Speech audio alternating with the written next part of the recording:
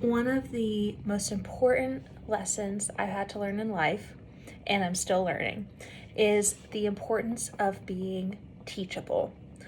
I'm a music teacher, and so I teach people as my job, my bread and butter. And I notice that there's some students that are ready to learn when you tell them, actually, this is how you do something. Actually, this is what the note is. They are like, yep, got it. They adjust, move forward. There's no emotional charge, there's no baggage, and there's no story around being taught. And then there's other students, and sometimes they're as young as 6 or 7 years old, which is fascinating. It's kind of sad, actually, where you can tell them in the nicest, kindest way how to do something or how to correct a mistake they're doing wrong in their music, and they totally shut down, or they start to argue with you, and they cannot accept a correction because to them they associate it with, I don't even know, I can't really put words in their mouth, but I'll tell you, for me, when I was a little kid, a lot of the times the way I was corrected was with a lot of shame and a lot of, haha, look at that person doing something dumb. That's how I was taught. That's how I was corrected. And so you develop a story around being wrong. You develop a story around not knowing something and going to an expert for advice or for teaching.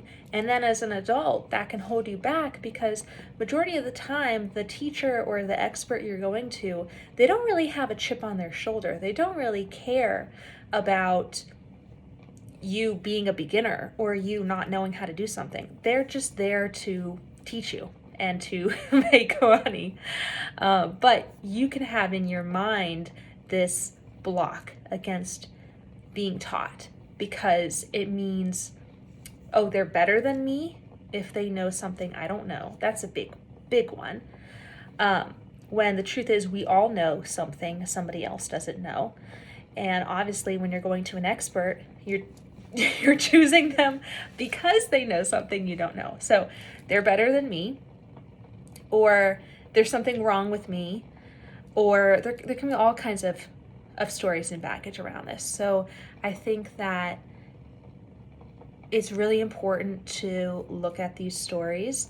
And for me, this sometimes comes up as really fascinating when it could even be like an author or a podcaster that I've learned a lot from. And I can subconsciously not want to admit that I've learned a lot from this person because that means that they're better than me or smarter than me, or it means that I don't own my success. I owe my success to somebody else.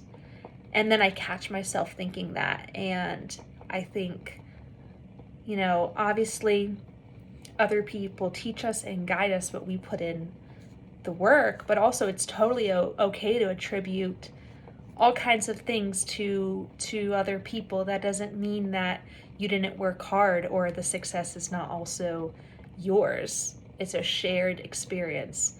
So anyways, that is just my thought of today. And here's a little flower.